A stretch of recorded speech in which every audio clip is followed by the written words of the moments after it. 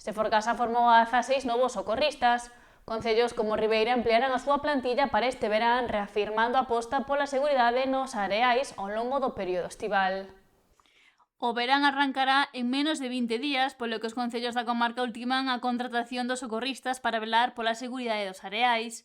O bo tempo vivido nas últimas semanas pon o foco nesta cuestión, xa que a falta de profesionais é unha constante que obriga a deixar algunhas praias sen vixilancia. Este ano se Forgasa volveu a formar a novos socorristas para incrementar o número de candidatos. Este ano hubo un solo pola Academia Gallega, presentáronse 20 personas, 4 non pasaron o curso e tuvemos 16 alumnos. Son os que vamos a ter este ano nas distintas playas, xa lle estamos intentando buscar ubicación a cada un deles. Xa que a empresa coñece as necesidades dos concellos e as ofertas de traballo que hai. Os ayuntamientos sacan ofertas e os rapaces, como por exemplo en Boiro, na Puebla, Ribeira xa salen, non son Rianxo salen a concurso e máis ou menos témolos ubicados xa, os rapaces que queremos para cada sitio. En Ribeira tamén van a aumentar a plantilla con 5 socorristas máis, van a poñer socorristas este ano na Corna e nas playas de Corrubedo e máis en Riazor, que antes cubrían cos de Coroso, pero ahora xa teñen máis socorristas, 5 máis en Ribeira.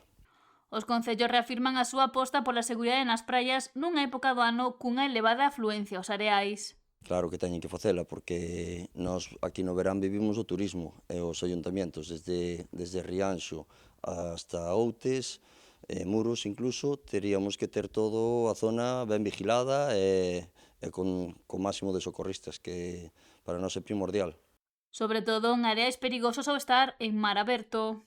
Están facendo unha gran labor que agora están poñendo socorristas nas playas un pouco máis peligrosas. O Ayuntamento está apostando por poñelos, incluso ahora arreglou a embarcación tamén para poder botar unha man este ano. Este ano se Forgasa formou a 16 socorristas, aínda que haberá que dar algún paso máis para cubrir toda a demanda que hai. Mais ou menos, sí, que non sabemos os socorristas que se foron porque todos os anos os rapaces que están traballando sendo socorristas, están opositando a Guardia Civil, Bombero, outros policías locales, policías nacionales, e moitos entran nas oposicións que están intentando entrar, e, claro, deixan aí un vacío. Os socorristas buscan un lugar onde traballar no verán que teña unha boa compensación económica, pero Vidal sinala que hai que ter en conta outros factores, como o aloxamento. Deberíalle de primar máis a cercanía, porque moitos van para Sanxenxo. Mira, este ano chamáronos da Illa de Arousa, do Grove, non teñen socorristas alí.